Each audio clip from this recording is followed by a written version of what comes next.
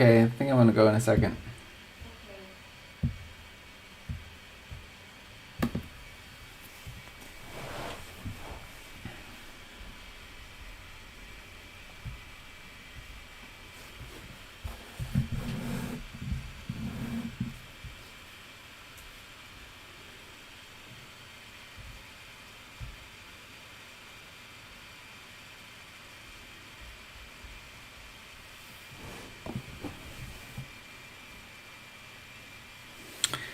Hello. All right, we are live. What's up, everybody? Doing another sorting stream today. And I think we're going to run through 11:45-ish, closer to 12 maybe. How's everybody doing today? Man, lots. I know you guys are the ones here. Lots of exciting Star Wars news recently. My head was about to explode when the investor call happened and they just kept dropping project after project after project. Are you guys aware of that?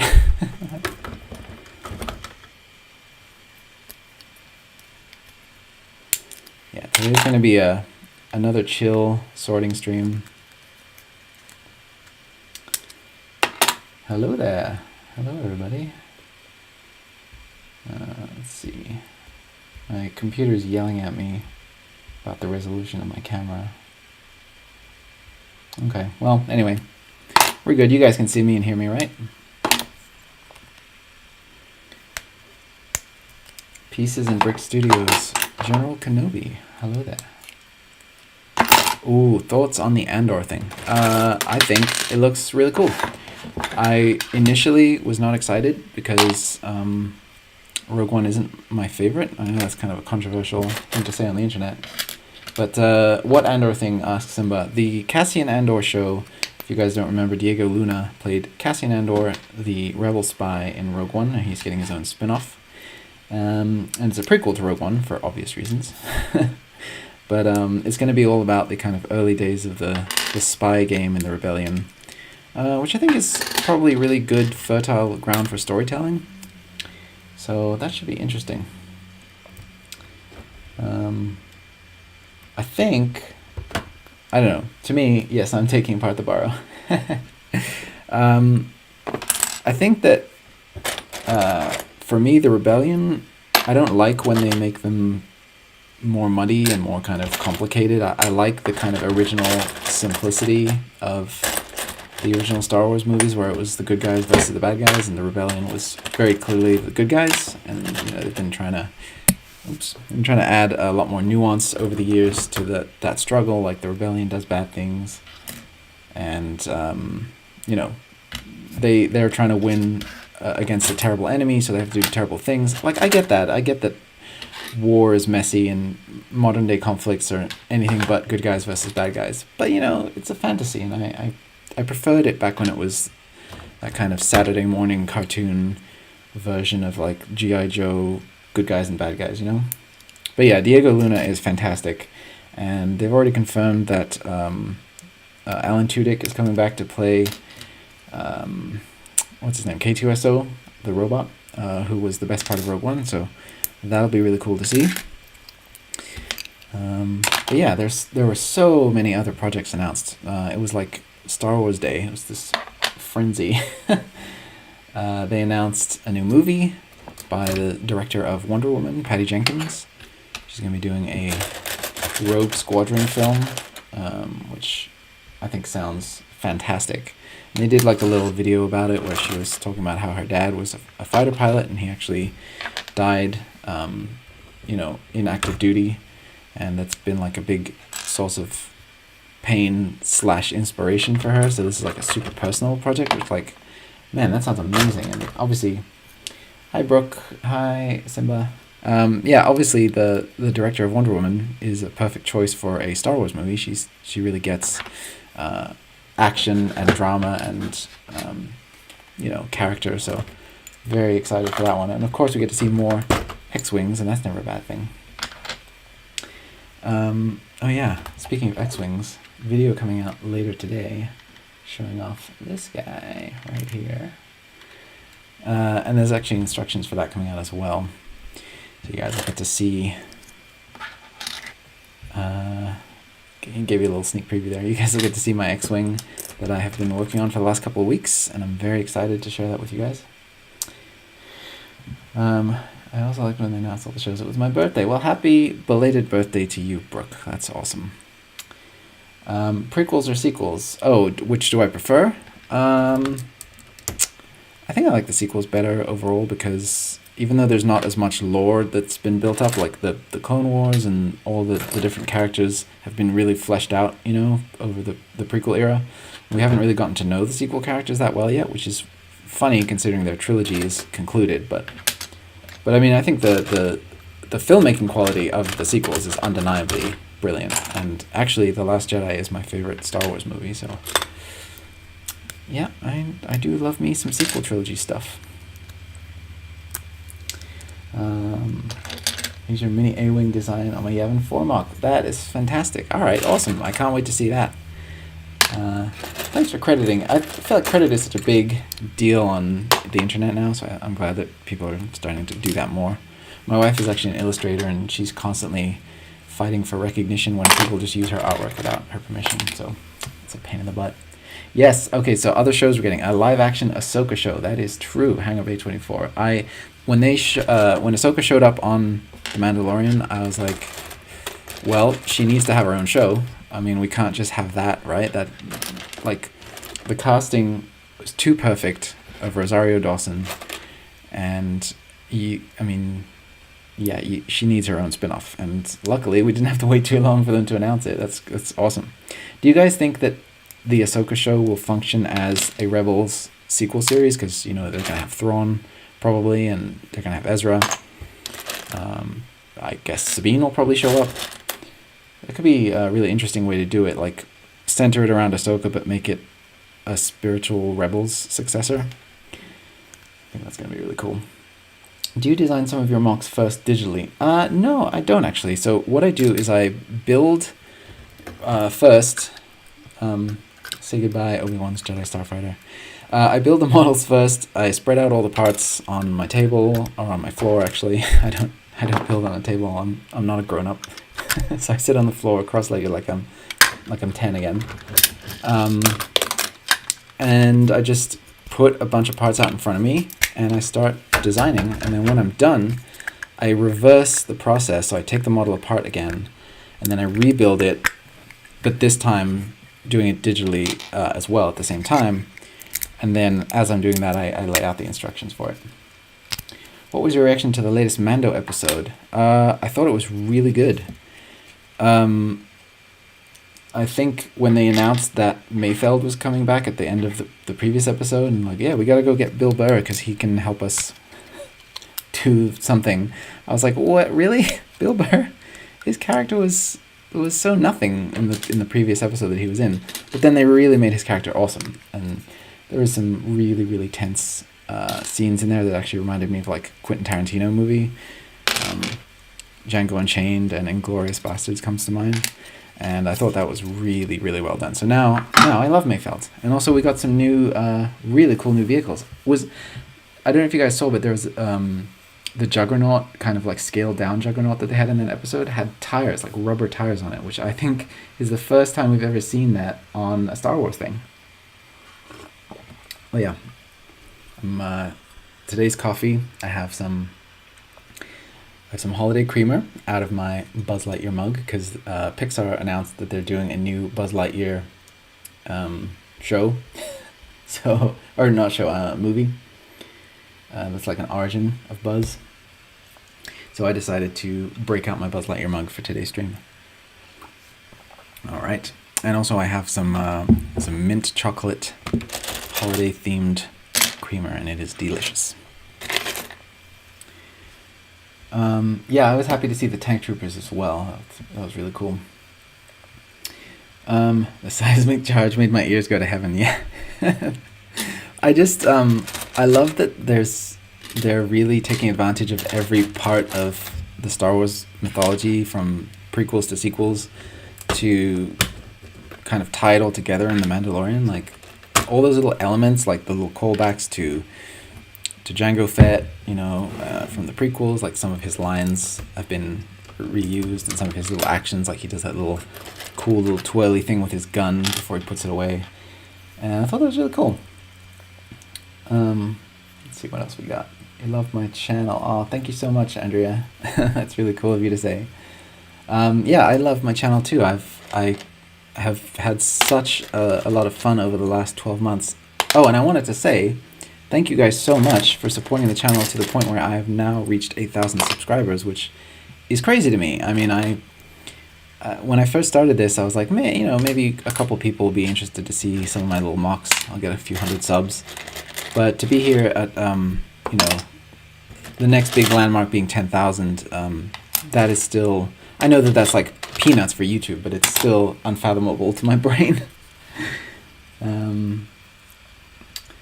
I made my own mock digitally first and then ordering all the parts and then building it after months. Yeah, see, I can't do that. The reason why I build things physically is because when I'm just looking at a blank slate on LDD and I have like, I actually use Studio, and I have all the parts lists kind of tucked away, I just can't really get inspired, right? Like the way I build, I need to see parts laid out in front of me, and then I get like, oh, okay, I could use that, or a lot of times I'll see something that is a part that I forgot existed, and I'll dig that out and be like, ooh, this shape kind of fits with this. So I really need that tactile sensation, and it is kind of limiting because a lot of times I don't have all the parts that I need on hand, so I really struggle because I want to keep building, but I'm out, and then so I have to kind of, sometimes I substitute and do a rainbow one, or that's what I did for my Great Hole mock. I did not have all the parts I needed for that, so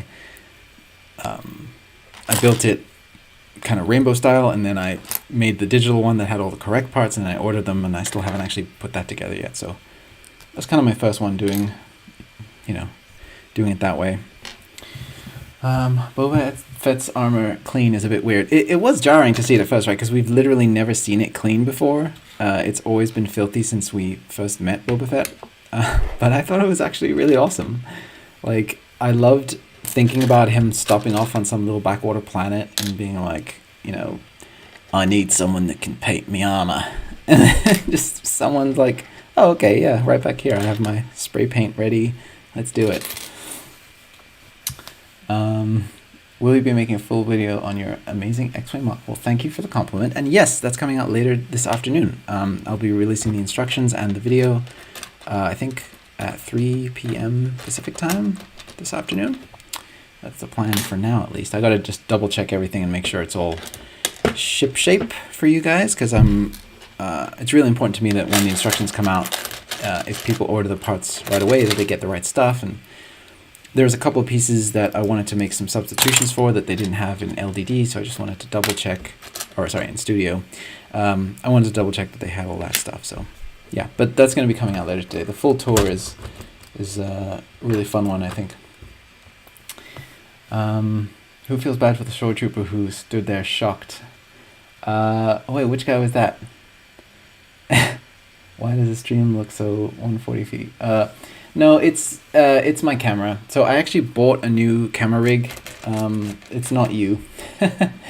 I bought a new camera rig a little while ago, but I've had some issues connecting it with my current setup. So I'm waiting on some additional equipment. So I'll be using that starting next week.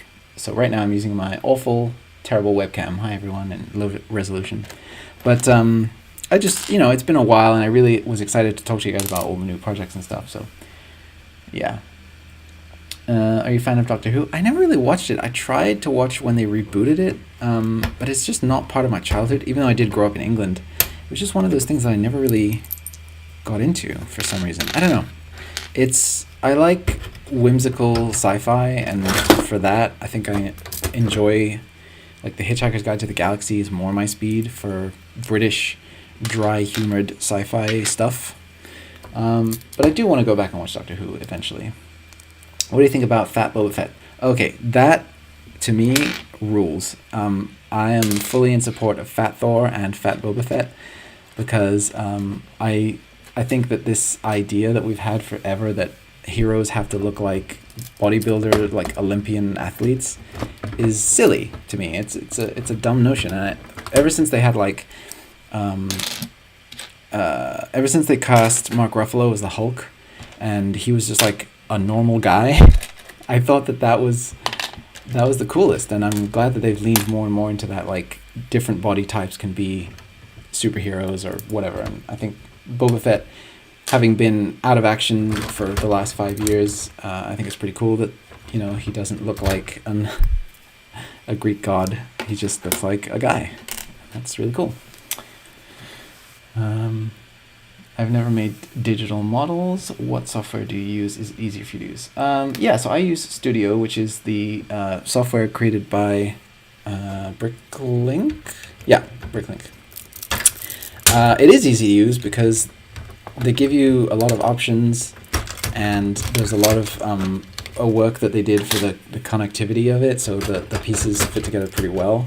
And the parts where the pieces don't really fit together, you can just kind of manually move them into place pretty easily. I find it easier than I did LDD. LDD had a lot of like stubborn parts that I just couldn't make them work together, so that used to frustrate me. Let's see. You should definitely try Doctor Who. Maybe start with season 5 with Matt Smith. Definitely whimsical. All right, cool. That's a good recommendation. Thank you. I started off with the Christopher Eccleston season, and I liked it, but I kind of got distracted and went to do other things. Like, it grabbed me, but not that much, you know. But I'm a big fan of basically every actor who's played Doctor Who in the modern era, so I feel like I would enjoy it. But yeah. I don't think Boba Fett is fat. He had thick robes underneath his suit. Yeah, there was like a couple of shots where you could see like he had his dad bod belly sticking out underneath the armor, and I think that was on purpose. Like they really showcased it, and I think that's really cool. Again, like Tamora Morrison, who's the actor who plays Boba Fett and who played Jango Fett, he's like almost 60 years old, I think. So like to me, it would be stupid to say like, hey buddy, you know, if you want to play Boba Fett, you gotta hit the gym and like get in shape. Like nah, just he's fine as he is, you know. This is a different Boba Fett than we've seen before, and he could still be a badass, swing around a gaffy stick and smash some stormtroopers in the face, and you know, that's all he needs to do. Hello JT Studios. How are you doing today? Well, that's a good question, Eva Productions. Thank you. I'm doing very well, actually. As we crawl nearer to the end of this hell year of 2020, I feel like my spirits get lifted every day as we come towards the end of this year. But yeah, I think anytime that there's new buzz about franchises that I'm a fan of, it gets me very excited. And you know what's cool? Like I've told you guys before this, I work for Walt Disney Animation Studios, and a lot of the projects that I'm working on that I've had to be secretive about are now announced. So that's really cool. Like they announced Encanto, which is our next 2D animated feature, or 2D, our next CG animated feature, which is set in Colombia and has new music from Lin-Manuel Miranda. So that's going to be amazing. I'm hopefully going to be working on that one soon. They announced the new Moana and Baymax series. I'm actually a part of the Baymax series right now. And that's been really, really fun. So I'm glad you guys can get to know about that stuff, and I can get to not have to be secretive about it when I talk to my friends and stuff. So that's really cool. Sorry, I'm trying to look back at the chat, but also be productive with my stuff here. Most superheroes built up because they're inspired after Greek paladins. Yeah, that's true. And I think that it's time for us to move past that kind of mythic, like the Avengers, I think it was the second Avengers movie where they had like the big statue at the end of all of the Avengers looking like Greek gods, like all chiseled and carved out of marble. I really feel like that image of superheroes should go away, because we don't need them to be these gods. Like that's the whole thing that they're obsessed with in DC, is like Superman is a god. And I don't really like that. Like I like Peter Parker, you know, I like down to earth people, Miles Morales, I like, you know, people that have relatable problems. Kamala Khan is another great one. And they have these extraordinary experiences, but they're just regular people and they struggle like we do. I think that's way more relatable than like every single superhero being a billionaire, genius, tech wizard, you know. I don't think that's necessary. Two Bricks, what are you doing? I just joined. Well, Potato Turd, great name by the way. I'm sorting out some Lego and we're just having a casual chat about Star Wars stuff right now and superheroes and things of that sort. And yeah, I just got to get through all of this sorting that I've been putting off for months and months. Let me scroll back up here and see if I missed some stuff. Season 1 is a little off, but definitely gets better with David Tennant. Okay, more Doctor Who stuff. Yeah, if I do check that out, I'll let you guys know on one of my streams, like, hey, by the way, I've been watching Doctor Who now, and it's great. Or I hate it. We'll see. When is the next Hogwarts vid? Thanks for the question, Apollo Jones. The next Hogwarts vid will be... I'm not sure when. So I ordered all the parts for my Great Hall mock, which is done, by the way. It's like, you know, I just have to finalize the instructions for it, but it exists in digital form and it's ready to go. And then I have my rainbow version of it that I built using the parts I had on hand. So I've been waiting for one final shipment of parts to finish that, but they're coming from, I think it was Denmark I ordered them from, and they're taking so long to get here. Like, I haven't received them yet and I don't know when I will. So basically I'm just, once I get that, I can put together the model and I can, you know, film it and show you guys. So what are you making? I'm actually demaking stuff. I'm disassembling previous sets to use the parts so I can make new mocks. Let's see, I made some modifications to the Lego Star Wars Republic fighter tank from 2017. Cool. Yeah, I think there's this this idea that like a Lego set is sacred in its unboxed form. Like you just put it together and that's it. But yeah, man, mod all your sets. Like I don't think I have any, except for my UCS Slave 1, I don't think I have any sets that I just got and just displayed them as is. Like I almost always change at least a few things about it because Lego gives you that option, so why not, you know? Some superheroes don't make sense if they aren't muscly and fit. A non-muscly Captain America wouldn't work, in my opinion. Yeah, I mean, it all depends on the lore of what they can do. Like, most superheroes are essentially magic. So, like, Captain America got hit with a super serum, so he looks like a physical specimen because, you know, he got zapped with magic science. But Thor, who's literally a god, he just put enough calories into his body that eventually he was able to, you know, override his godliness and just become a regular fat guy gamer, which I think is really cool. And I think probably the same would have happened to Cap after a while. Like he went back in time and settled down in the 40s or whatever, and, you know, picked up his life. I'm sure that he developed a little beer belly by the time he hit his 50s, you know, even though he does have that super soldier serum running through his veins. Will you be making a Mandalorian Season 2 microfleet? Yes, I will. I want to do, because I haven't gotten around to it yet, the Stormtrooper transport, which we saw first in Rebels, which was actually a toy, I think from like the 70s, which the toy then got made into an official vehicle, you know, within the Star Wars universe, which I really love. And then now it's been brought into live action in that really cool episode with the chase scene. So I'm going to do that one. I really want to do the new Juggernaut, the kind of scaled down version. I really want to finish my Arco 10's cruiser because that is now part of the Mandalorian. And it would be really nice if I could add that to the microfleet video for that episode. Oh, there was other ones too. I really like the current design that I have for the Gozanti cruiser, and they had a slightly different looking one in the Mandalorian episode, but I don't want to like make a second one just to have it be like just slightly tweaked, so I'm just going to leave that one out. There's more, I'm sure. Oh, I want to do Moff Gideon's tie, what is that called? The tie origami, the foldy wing one. I want to do that one. I'm sure one of you guys will tell me in the comments what it's called. I want to make it more accurate to the T-130 Saber tank. Yeah, totally. Lego sets are such a weird and interesting thing because, and I've discussed this before, like, Lego has the ability to make stuff that looks exactly proportionally correct, but a lot of times they don't. Like, they deliberately make it kind of different looking for the reason of it looking more like a Lego set than a model, if that makes sense. it's a very strange thing to me. Like here's a great example, right? So X-Wings, and also Star Destroyers for that matter, are a slightly different shade of gray, where like you would really want like a closer to white but not quite white look, like a off-white gray. And I know that Lego has the ability to create that color, but for 20 years they haven't. They've chosen to stick with either white or gray. Neither one is particularly accurate, but it's like their identifiable color that people know of a Lego set, and they just kind of stick with that. So it is interesting to me to think about the design process and the choices that Lego makes for certain things. I would love to work for them one day and get a look on the inside.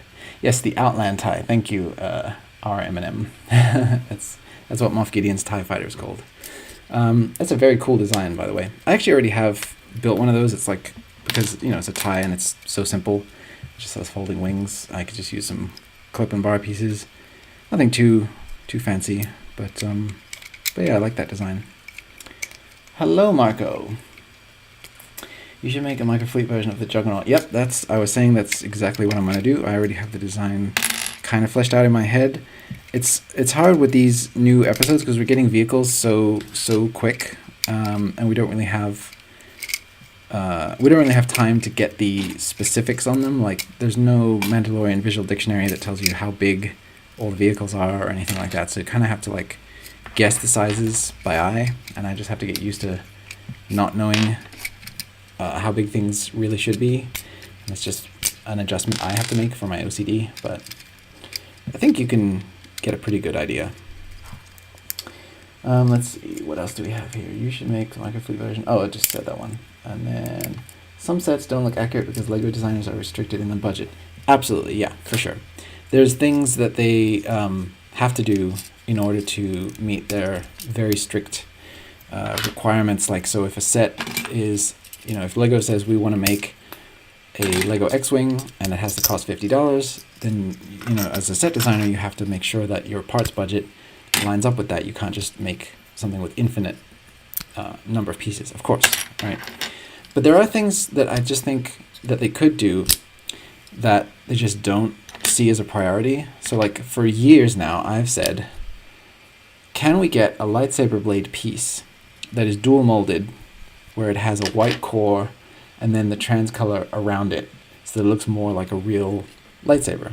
Because even when the light hits these standard Lego lightsaber pieces, it just doesn't look like a lightsaber. And I know that Lego has the ability to make something like that. Or, for example, the Darksaber, right? If they took the current samurai sword piece in black that they have, the katana piece, and gave it some decoration, or created a piece that could fit around the handle to give it like the hilt look, they could totally make much more accurate weapons and things like that. But a lot of times they just don't see that as the priority for their sets, and I think it's fine. I mean, the stuff that they do give us looks great, and I'm not mad about it. It's just interesting the things that they do and don't prioritize. Like, a lot of times you'll get an X-Wing that comes out that looks basically the same as the previous 3 X-Wings. I know obviously the current design is that's coming out in January is a new iteration, but it is just curious to me why they don't revisit certain things, like now that there's new techniques, why they don't change it up more. Because I think that would be more of an incentive for people to buy both, right? If you have one and then you have the next one that just looks infinitely better, then I think people would be more incentivized to want to get multiple versions of the same vehicle. I mean, I get them all because I'm crazy. But Dice Wizard, how are you today? I am great, thank you. Very, very well. And I've been so lucky, throughout this whole 2020 fiasco. I've been working the whole time. I got to work from home. I never had any downtime as far as, not having a paycheck. And my family has been super healthy and happy, and none of us have gotten sick or anything. So it's been a really good year for me. Like, I feel terrible for everybody who's had to live through this awful 2020 experience, but I myself personally feel very, very lucky indeed. I might make a Rebel Juggernaut too. Cool. Yeah, do that. First Order Lego. Hello there, General Kenobi. You are a bold one. I don't do the Grievous voice. I can do a semi-decent Obi-Wan, but hello there. That's terrible. Okay. That's nice to hear. Yeah, it's been all right. Definitely excited for it to be done though, and for us to move on to the new year, start fresh. Of course, like, I'm one of those people who is constantly harping on about, like, you know, don't think that just because the year's ending, all of our problems are going to go away. Like, you know, we still have a lot of work to do in this country and in this world. You know, the next thing we're going to have to worry about is climate change and all those crazy things. But, you know, still, it does feel like a lot of the major issues that we've been having this year are kind of coming to a close as the year ends, like, depending on what you consider to be problems, of course. But it is hard to not see it as corresponding when those things line up like that. But of course, the calendar year coming to an end doesn't mean the world will suddenly be a better place. Do you have a double long hilt piece? Oh, they do. Okay. Oh, that's right. You're talking about Monkey King or Monkey Kid had a new lightsaber hilt piece. Is that what you're referring to? Andrea said, I think LEGO should make a new and better lightsaber hilt for Maul. The default one doesn't look great. Yeah, I agree. Because he needs to have that longer saber piece, right? And here's the cool thing, though, right? As we enter this new era of tons and tons of Star Wars TV series and more content than we've probably ever had for Star Wars, I'm pretty sure that LEGO's going to be taking this as a kind of...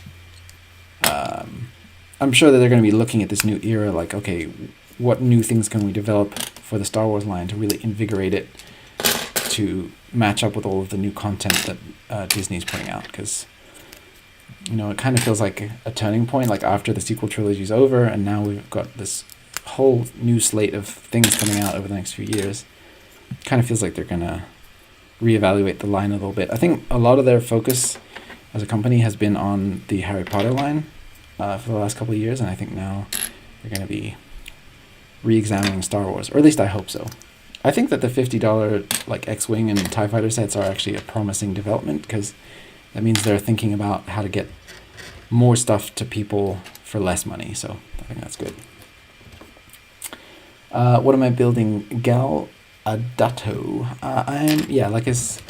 Like it's been said by Eva, I'm taking stuff apart. This is just a brick sorting stream because I need parts desperately, and I don't have them on hand, so I have to sort through a lot of my backlog of things. And I love these spider pieces that we got for the Harry Potter line. These things look legit. Like, you could just put one of these in your bathtub, and it would look like a real spider had crawled in there. Had crawled in there. Jeez, I forget how to talk when I'm talking live. I'm currently destroying all of my other builds to create more giant ships that are accurate to your microfleet scale. Oh, thanks. That's so cool. I see pictures sometimes people share with me of like, hey, I built all your fleet vehicles and things, and it still just makes my day when I see that. I love. If you guys don't follow me on Instagram yet, give me a follow on there, and then you can chat. You can send me photos of your builds and stuff. I love checking those things out. I wish it was easier to do. Like, I wish you could leave photos in YouTube comments. I think that would be really cool. And you guys could show me your versions of my builds. Daniel Levine asks, what is your main job? I am an animator for Walt Disney Animation Studios. So the main kind of animation studio that puts out movies like Moana, Frozen, etc., etc. That's where I work. And my job is to make the characters move. So any action that any character takes, anytime someone blinks or talks or runs, it's my job to make that happen. It's a heck of a lot of fun. It's pretty much exactly what you would call a dream job. Eva Productions asks, What is your favorite Juggernaut from Star Wars? I mean, the original, the A6 Juggernaut, which was from Revenge of the Sith, that was kind of bowling over the whole Wookiee battlefield, is a pretty untouchable design to me. And I love the fact that it's just the body of an AT-AT walker turned backwards, and then they put wheels on it. I love when Star Wars does stuff like that, because the cheapness of it, it just, I don't know, it just makes me smile. Like, whenever they do something like people get annoyed with, what was that thing, the TIE dagger, because they're like, it's just a TIE fighter with triangle wings. But I love that. It's just so, it's so simple, right? That's what I like, when Star Wars doesn't overcomplicate things. But yeah, that original Juggernaut is pretty rad. And I also have fond memories of it from the official LEGO sets, which were really cool. Am I the only one who thinks that the dark tan looks great on X-Wings? Yeah, I do. For my X-Wing, I almost used no dark tan. I think there might be just like a tiny bit for rust. But I used the different shades of yellow that LEGO has up here for the front part to get that kind of rusty painted look. Where the paint is like chipping off. I think that's really cool. I like just how many shades of yellow LEGO's given us over the years. Let's see. What else we got here in the chat? Are you working on the Zootopia Plus series, Disney Plus series? No, I'm not. Well, I mean, I don't know. I might be eventually. But currently I'm working on the Baymax series. That one is really good. Like, the scripts for it are so good. And the whole like idea of what they're doing with the Baymax character, I'm such a big fan of Big Hero 6, and getting to work on that has been such a dream. Really, really, really cool. I see a lot of people commenting and then retracting their comments. Just leave them out there, even if they're filled with typos. Just let them fly. But yeah, let's see. What other Star Wars things did they announce? There were so many. My goodness. There's the sequel to Clone Wars, the Bad Batch. I really loved the little Bad Batch sizzle reel where they showed how, at the end there, they showed the Clone Wars logo melting into the Bad Batch. And they have the kind of slightly updated style, but basically it still looks like Clone Wars. That looks just visually so incredible to me. I'm so excited for that one. They announced the return of Hayden Christensen as Darth Vader in the Obi-Wan series, and they teased that it would be the, quote, rematch of the century. So I don't know what that means. I was under the impression that Obi-Wan and Anakin hadn't seen each other since Mustafar when they met up on that Death Star, but they never specified that in their duel, did they? They just said, Darth Vader says, "You were a fool to come back, and when I left you, I was but the learner, now I'm the master." So they don't specify when their last encounter was, so I guess there's room to wiggle in there. But yeah, the Kenobi series sounds very exciting to me. Initially, again, it's one of those things where when I heard about it, I was against it, because I was like, no, Obi-Wan was just sitting in the desert for 40 years, waiting for, or not 40 years, for like 20 years, waiting for Luke to come of age. But then I was like, but why? Why does he have to have just been sitting in the desert? Why couldn't he have had some other adventures in between? Like, I'm just, like, my thinking is too narrow. And once I started thinking about the possibilities of things they could do, then I was like, oh, okay, yeah, this is amazing. This is going to be great. I really love this little detail that they did for the, I'm taking apart the Grolp set right now, and they have the little handlebars with the bell on it that Hermione dings to get Grolp's attention. I thought that was such a fun little inclusion for that, and so unnecessary. I love when LEGO gives us little unnecessary things that you'd only recognize if you're a fan. Maybe it will be flashbacks. Well, they said in the press release that it was going to be Hayden Christensen as Darth Vader, which makes me wonder, like, are they going to let him do the voice and then, like, digitally alter it? Or is he just going to be in the suit like Pedro Pascal is for the Mandalorian some of the time? And then they'll have James Earl Jones do the voice? I don't know. It's going to be interesting. Would you like to work on a Star Wars animated TV show? I'll let you decide. What do you think? Would I be excited for that? Yes, of course I would. It would be amazing. What if Kenobi meets Luke's adoptive parents? Well, okay, so here's the thing. I literally actually was just talking about this with someone in the comments of one of my videos. In the prequels, Obi-Wan says, "That's your uncle talking. He didn't want you to follow me on some damn fool idealistic crusade," which implies that Obi-Wan and Uncle Owen know each other pretty well and have had discussions about what Luke's future should be.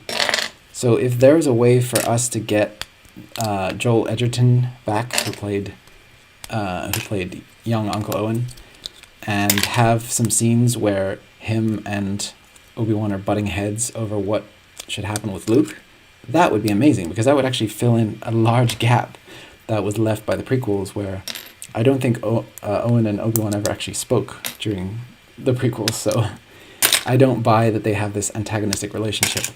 Now, there was a comic book, which is canon, that showed, it was like Luke was out on some kind of random adventure in his Skyhopper when he was like, I don't know, 6 years old or something, something like that. He was young. And I think Obi-Wan saves him from some Tuskens or something like that, and then he brings him back to Uncle Owen. Uncle Owen and him have like a heated discussion. So that's, technically that is in canon. That's the one thing that we've seen where those two have interacted, as far as I know. Maybe he will have a damaged suit. Are you talking about Vader? Yeah, maybe.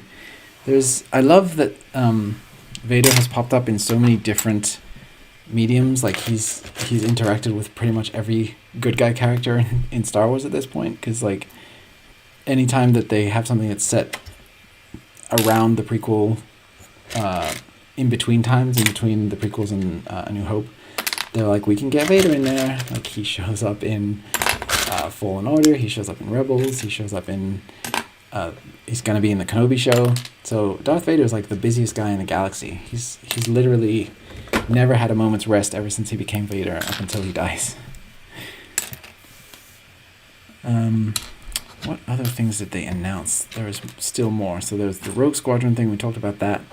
That one, I guess they were saying or hinting at, somebody actually told me this after because I missed it, but Kathleen Kennedy was hinting that it might be set after Episode 9, which would be a really interesting thing to do because the Rogue Squadron, the original novels, centered around Rogue Squadron mopping up the rest of the Imperials. And then if they do a sequel trilogy take on that, where they're flying the T-70s or even New Republic T-85s, and they're taking on like the remainder of the First Order and the Sith Eternal, whatever those Palpatine's forces were. That could be interesting, but I just kind of want that whole era of the Empire to just be over. Like I don't want there to always be this remnant of Imperials that are just hanging around forever and they can just never be fully defeated. Like I want them gone for good. So it's kind of like Hydra in the Marvel Universe, like they just won't stay dead. Which is kind of the point of Hydra, I guess, right? You cut one head off and another one pops up. But Senator Organa, Rogue Squadron, awesome books. Yeah, so those are books that I'm only like familiar with the cursory kind of overview because I never actually read them. Because I like to know about Star Wars lore. I read about books that I don't have time to read. So that was one of those that I like skimmed, the story, I guess, but I've never actually read them. Ricardo, hello. Hi yourself. How's it going? Exactly. Cut off one head and two more will rise. Hail Hydra.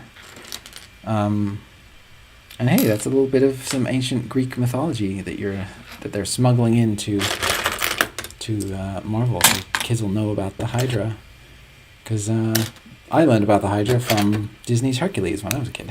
So there you go. Let's see, what other things did they announce? They announced a droid story, which is going to be like an animated C-3PO R2-D2 thing, which I think is fun.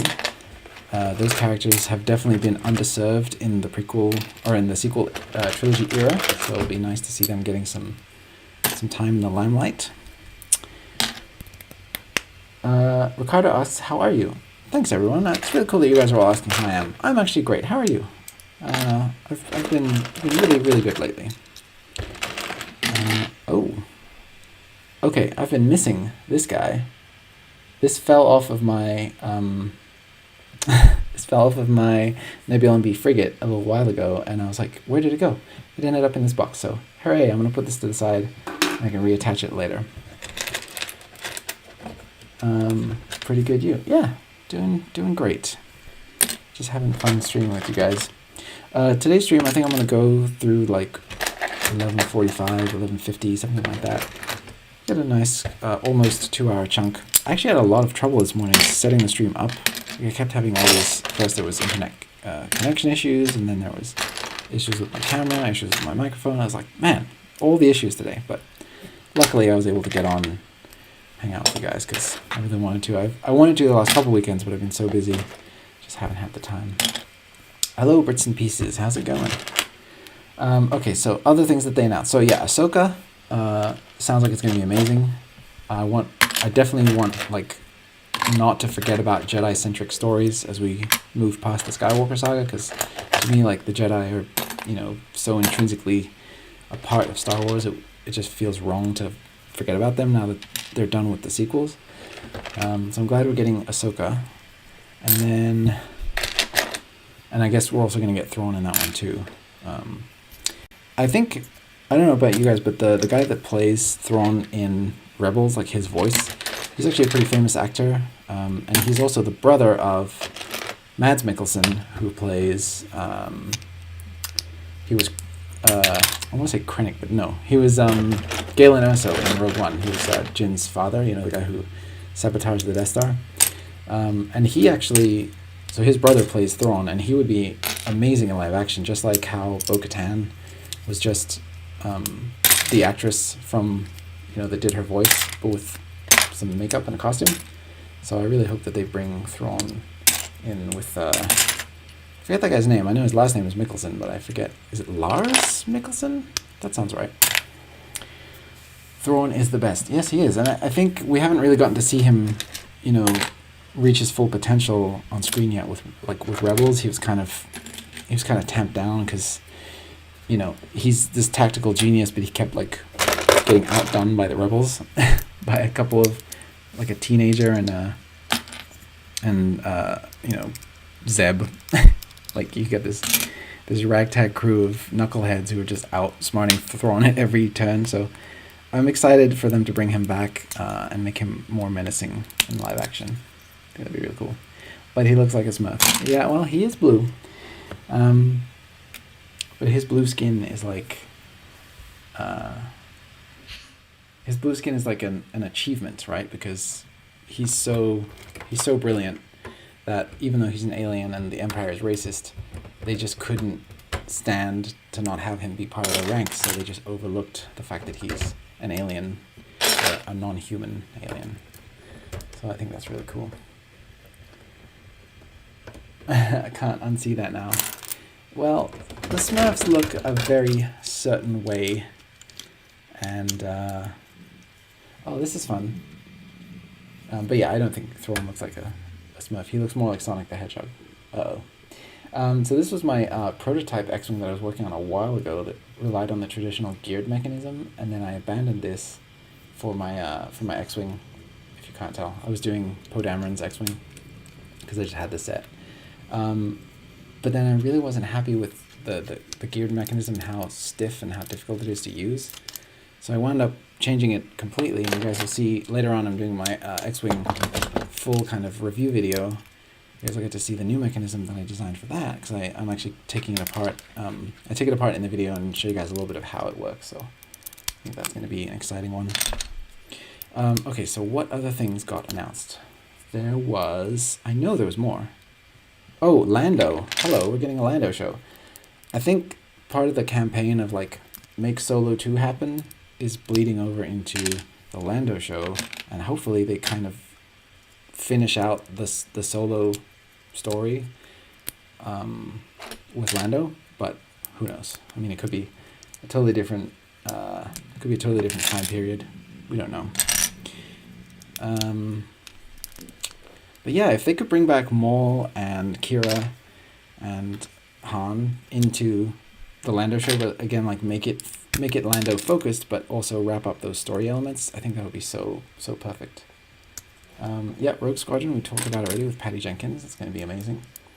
One of their own species appears in Jedi Knight Outcast game and serves Kyle Katarn. Oh yeah, that's true.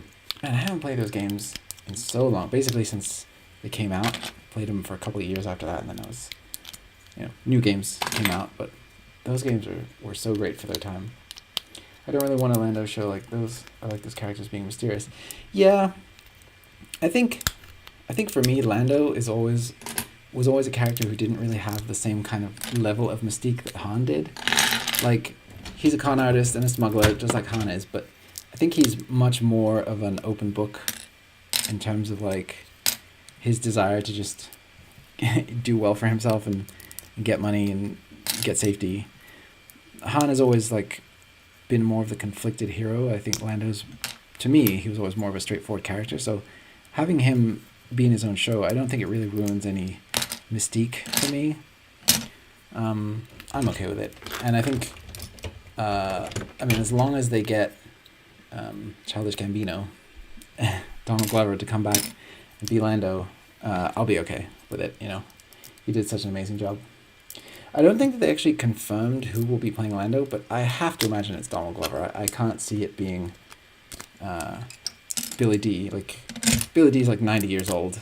I just don't foresee Disney Plus investing $300 million or whatever it costs to bring a Star Wars show to the screen and risk casting someone who's, of Billy D's advanced age. Especially, like, we lost Carrie Fisher so young. She was only, I think she was 60. And, we were expecting to have another 20 years or 30 years of performances out of Carrie Fisher, but tragically she died, right after The Last Jedi. So I feel like Disney, and especially after we lost Chadwick Boseman too, so no more Black Panther. It's I'm sure that they have had conversations about Billy D's ability to carry a long-term show like that.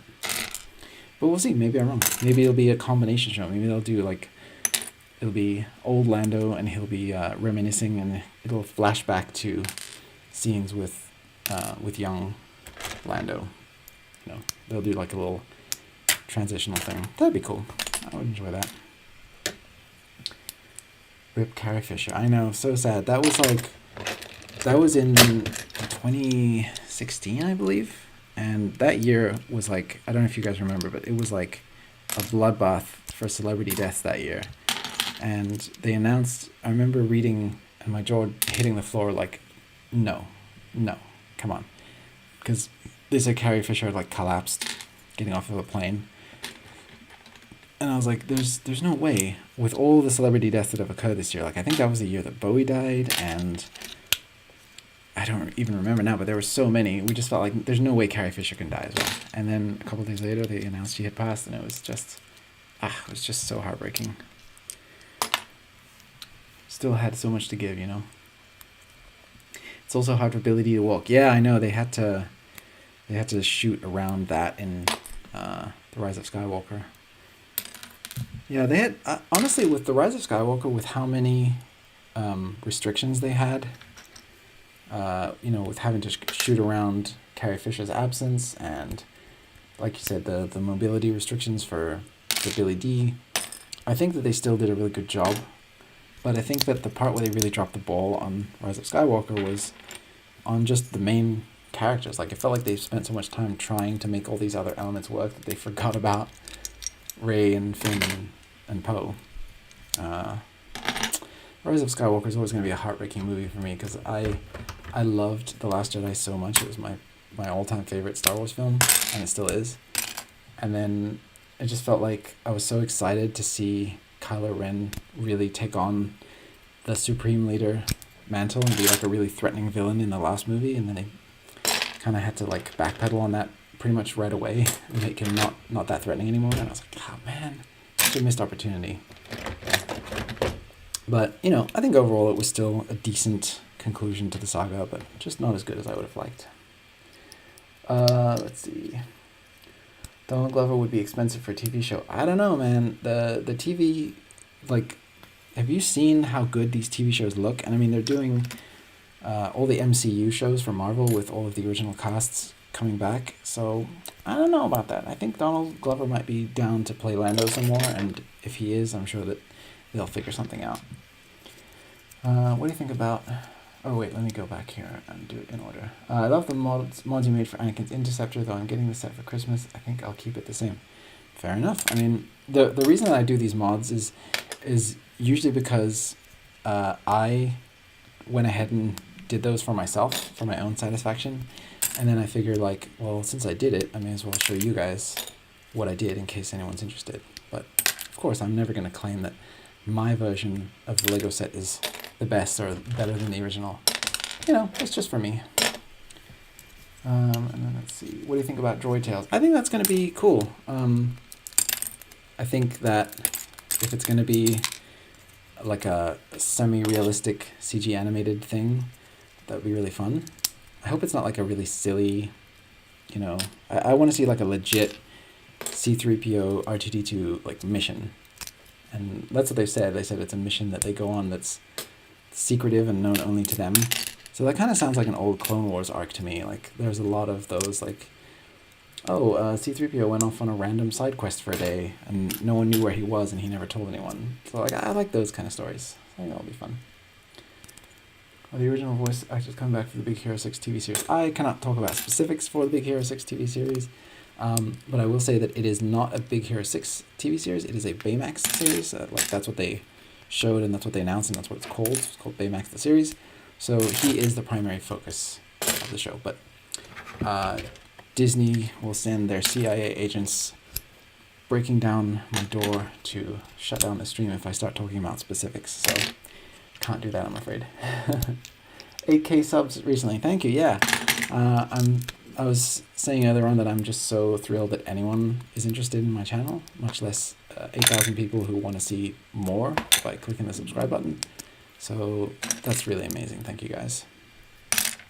Also, I don't know if you guys can hear it. My stomach keeps rumbling. I haven't had anything to eat today. So if you guys can hear my rumbly tumbly, I apologize. I love Baymax. Yeah, everybody loves Baymax. He's great, and that's why that's why he's a great choice to have a series developed about him. So that's really cool. Hey Diego, what's up? Nothing really. Just hanging out. Nothing much going on.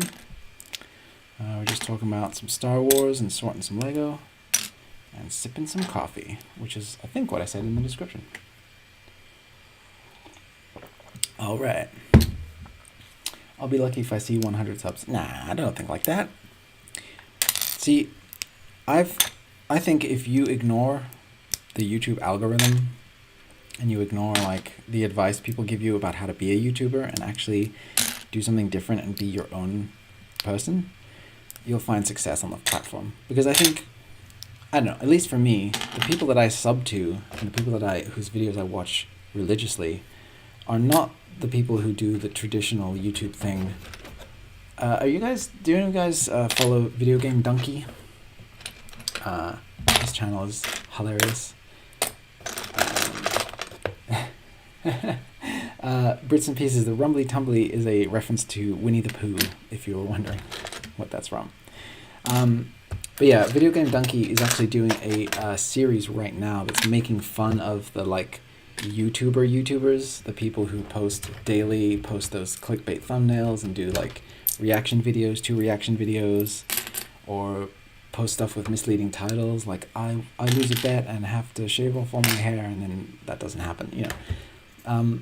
And I think he's right to make fun of that style of YouTube content, because even though they get like hundreds of millions of views because YouTube is pushing, the algorithm is pushing that content because they love that kind of stuff, to me, I want to be successful in my own terms on the platform, so I'm just going to do things the way I want to do them, and if people are like me, then hopefully they'll be interested and want to see the content. So like a lot of people were initially saying like you should do reviews because a lot of other Lego YouTubers do reviews, and I was resistant to that. Not that I think doing reviews of sets is bad, it's just that there's so many other people already doing a really great job of that. So I don't want to just like, I don't want to try to emulate anybody else. I just want to do my own thing. Kate Crane, just be you and people will find you. Exactly. That. I think it was a quote from La La Land where it was Emma Stone's character who said, people are passionate about what other people are passionate about. And that's totally true.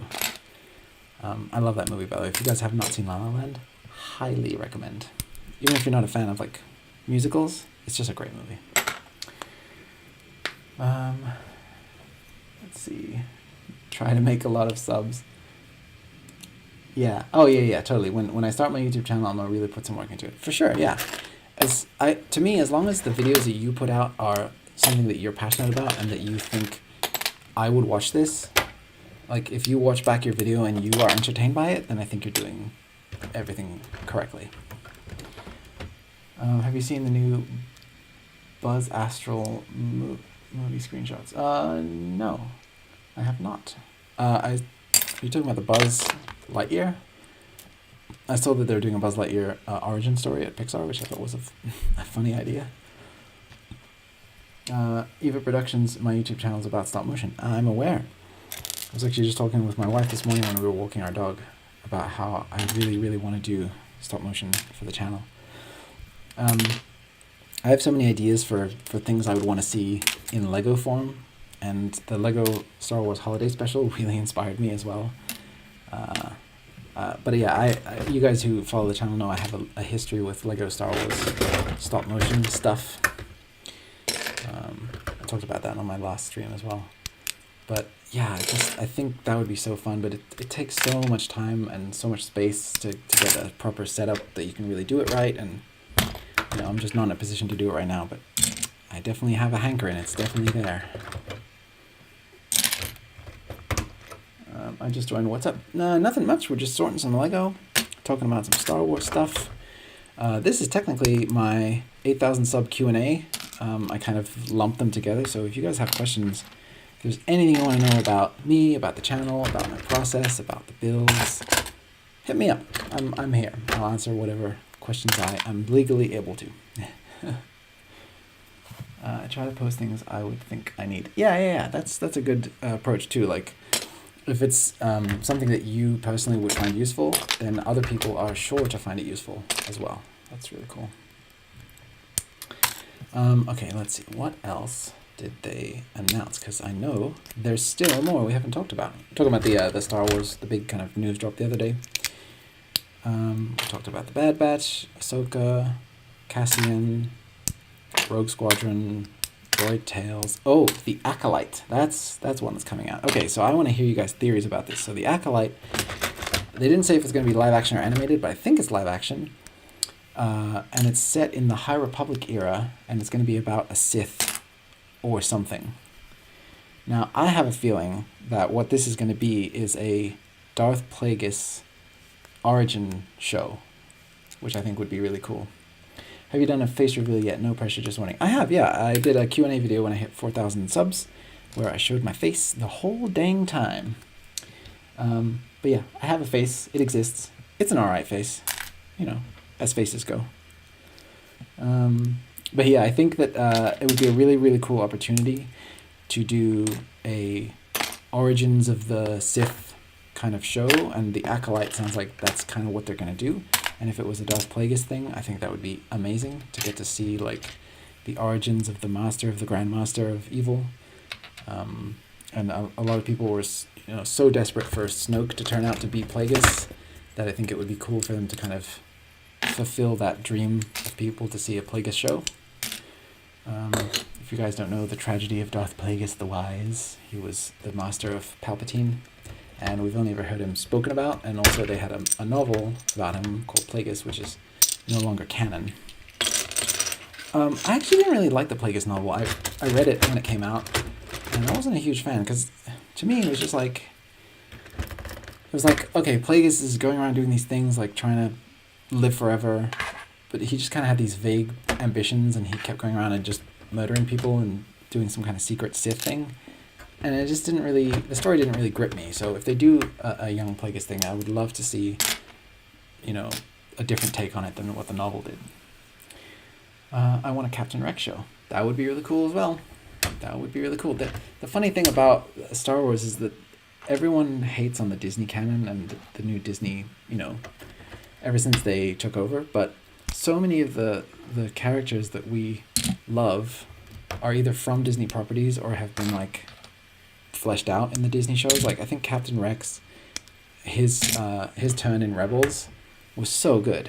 Like seeing him turn into an old, a jaded old warrior with a big scruffy beard and who's like got all this PTSD and he's living on a weird houseboat thing, was amazing, and that was part of the Disney era of Star Wars. And it's also funny too when I read some comments, people were saying like, finally Kathleen Kennedy is like stepping aside and giving us the content that we want. But like Kathleen Kennedy is the president of Lucasfilm, you guys.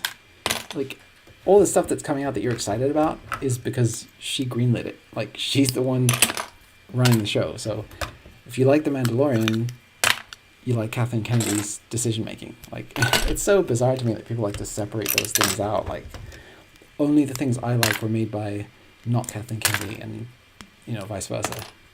It's silly. All right, let's see. I want Lego to release a Captain Rex fig again. Yeah, he is due for a new one. That's true. Yeah, it's been way too long. I thought we were gonna get one with the 501st Battle Pack, but I guess not. I'm actually doing a Clone Wars rewatch right now. Man, that show is so good. Like I had forgotten. It's been a while since I watched it. I'd forgotten just how excellent that show is. I was talking about those. I love those games. Oh, what games? Oh, Dark Forces. Yeah. Those Jedi Knight games were so fun. I remember really loving. I want to say it was Jedi Knight 2, Jedi Outcast, and also the Jedi Academy games. I think those were many hours of my childhood were sunk into those. Have you ever played Star Wars Armada? No, I have not. I have not played Star Wars Armada. I would like to, though. That's my favorite. Oh, okay, cool. In my opinion, the first two seasons of Clone Wars are the worst. Yeah, I mean, they weren't the best, so I guess that makes them, by default, the worst. But I don't think any of those seasons were, like, bad. I think that they were starting to figure out what the boundaries were for Star Wars storytelling. Like, once they really got going with like, oh, we can make these dark, they can be violent, they can be different genres. Like they had the whole Zillo Beast arc where it's basically just a Star Wars Godzilla movie. I think once they started to realize that they didn't have to just be bound to like clones fighting droids on different planets and the Jedi doing crazy stuff, like once they started to really branch out, then the Clone Wars became amazing. It became so good. So yeah, I mean, naturally shows have to find their footing and progress over time, so I think it's all right. But I just got through, I'm on season 4 now of the Clone Wars, so I just recently rewatched it from the beginning, and watching it in the correct order makes a huge difference because you get way more invested in the characters. Because when I first watched it on TV, it was in the incorrect airing order that they did, where the characters would be like dead one episode and then alive the next, and I was like, what? And it just kind of took me out of it, but this rewatch has really, really made me double down on my appreciation for the show. You bought Outcast for the Switch. Nice. Star Wars Galaxies. R.I.P. Star Wars Galaxies. I remember seeing the shutdown, like the server shutdown party for that when Galaxies came to an end. I was like, man, that's so sad. Everyone loved that game so much, but I guess it wasn't sustainable. Let's see. Great game. We still need to play KOTOR, which is Knights of the Old Republic for you non-video game nerds out there. Yeah, Knights of the Old Republic games, I played the first 2, like the original RPG ones. I love those. I never did play, what is it called now? Is it just called SWOTOR? Star Wars, the Old Republic. Yeah, that one. The new one. I haven't played that one. I've never done any MMORPGs. I like classic games where you're just wandering around planets and discovering things on your own, and you don't have to worry about other people, and like or like constantly changing the game and updating with new quests and things. Like I just want the game to be one thing. I play it through to the end, and then I can say I did that, I beat that game, and move on. You know, like that's what I loved about Fallen Order. Is it just felt so classic like that to me? Like it's that classic style. Like there's pretty much one way to play the game and beat the game, and when you're done, you've completed it, and that's it. Because then I don't have to spend a ton of time thinking about it for years afterwards. Yes, people say Clone Wars is a kid show. I had some dodgy concepts in it, like Hondo is a slaver and a drug dealer. Yeah, the Clone Wars is not a kid show at all. Actually, I have a story about this. There is a kid. So I used to work at a Lego store near me back in like 2011, 2012, something like that. And I was just a regular one of those employees with the yellow vest, you know, greet you when you come in kind of thing. And I was talking to this kid one time, and he was looking at these Star Wars sets. And I was like, oh, hey, you know, you like the Clone Wars? Are you a fan of all this kind of stuff? And he was like, I was. And I was like, oh, what happened? And he was like, there is this thing that happened in the show where like this one guy had to like torture and kill his own brother, and then he became a monster, and then the monster had to like go and do all this other stuff, and then he got killed, and I didn't like it at all. He was so traumatized. And I was like, yeah, you know, Clone Wars is not a kid's show. It's actually pretty disturbing in a lot of ways. Like we get to know all these clones in the beginning, and you think they're going to be like the heroes, you know, like the what do you call them? You know, the main group of clone troopers with fives and the rookies, you know, and they all die in horrific ways over the course of the series, which is like awful. And if you're a little kid who's just experiencing Star Wars through that for the first time, it can be kind of scarring. So respect to the Clone Wars for being willing to go to those lengths to tell a compelling story, but like, dang. I want an open world Mandalorian game so badly. Oh man, that would be great, wouldn't it? That would be so cool. Like, just getting to go and play, like, you know, hopefully it wouldn't be like Assassin's Creed exactly, because those games aren't good, but getting to go to different planets, collect bounties, reshape the power structure of the galaxy. Like, if you go and work for one guild or one clan, you can help them up their status, and then other factions will be out to get you. That would be so cool. I really hope that we get that one day. That would be amazing. But then again, I mean, that's kind of like we're sort of starting to describe Star Wars Galaxies, right? Because you could be a bounty hunter in that game too. But yeah, I loved the what was that thing called? The Bounty Hunter game for PS2 with Jango Fett. It's kind of Jango Fett's like origin story. That was a really, really cool game too. So, man, PS2 had a lot of great Star Wars games on it. I don't know if you guys had PS2, but they had the Star Wars Starfighter series, which I really loved. That was my first like Starfighter type game. It was classic 90s A-Wing. Got this at a yard sale, or not a yard sale, a flea market, and it was part of a bunch of sets that were like half complete. But yeah, this is a great one. But these old pieces really stick. I forget about how intense the clutch power was back then. But yeah, what was I saying? Oh yeah, Star Wars Galaxies, is that what I was talking about? Oh yeah, like Bounty Hunter, and the PS2 games. Yeah, I loved the Starfighter one. I loved the Episode 3 Revenge of the Sith game on there. I loved the Lego Star Wars games. So many good Star Wars games for PS2. Alright. Man, we're making some good progress here today. I'm getting a lot of sorting done. I'm kind of just putting them in a pile today because I'm going to just scoop them when I'm done into their relevant drawers and stuff. I think that'll be fine. I would like a Fallout style Star Wars RPG. That would be very cool. And I want something like Legend of Zelda Breath of the Wild Mando Edition. Yes. Please, if any of you video game people who make video games are out there listening to this, this is what we would like, please. This is some free product research for you. people want really good Star Wars games where you can just go around and do really cool Star Wars things in an open world setting. Please give us that. Thank you. That is all. End of PSA. Agreed on Mando game. Yeah, for sure. And I think I've really loved how they've been exploring the Mandalorian culture in Star Wars ever since the Clone Wars, and up until now they've really been like diving into the Mandalorian culture. And they've developed it enough now, and they've developed enough clans and enough mythology to really sustain like a deep lore-based RPG game, I think, set in that universe. But whatever they do, I'm sure that they have plans and they're all great. Like I'm very excited to see what they do with Fallen Order 2, because that game was such a breath of fresh air and so unexpected, and just came out and was like, bam, here you go. You know, new Star Wars 1313. Yes, we do. That game looked so cool, and then he cancelled it. It's one of those things, I guess. I'm sorry, dropped some stuff. Alright guys, it's 11:36. My hunger is overtaking me, and I think I'm going to go ahead and call the stream here. I got a lot of stuff done.